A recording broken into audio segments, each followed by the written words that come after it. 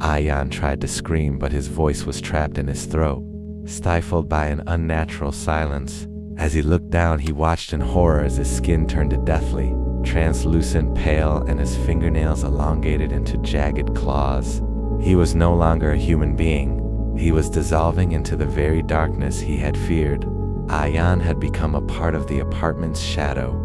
Exactly 7 days later, a new tenant named Ria moved into the flat, a professional photographer by trade. She was immediately struck by a strange, biting chill as she crossed the threshold, but she brushed it off as the draftiness of an old building. On her very first night, she noticed something odd. A single chair at the dining table had been pulled out. Standing alone in the center of the room, unaware of the rules of the house, she simply pushed it back into place. Later that night, Ria decided to test her camera settings in the long, dimly lit corridor. She snapped a high-resolution shot, but when the image flickered onto the camera's digital screen, her heart nearly stopped.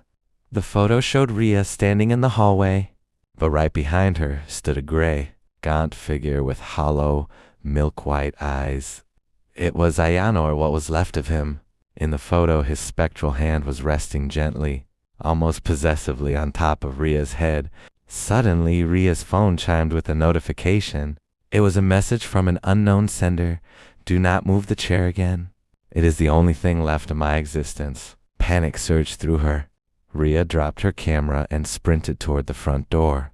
But the handle wouldn't turn. It was as if the door had become part of the wall. She spun around and caught sight of herself in the hallway mirror.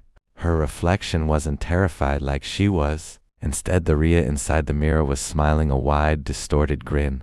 The reflection reached out from the glass and, with a violent tug, pulled the real Ria into the cold, silver void of the mirror. The next morning, the apartment was silent once again. The sunlight hit the dining room, revealing not one, but 2 chairs pulled out from the table, one for Ayan, and one for Ria. They were no longer flesh and blood. They were merely restless reflections trapped forever on the other side of the glass.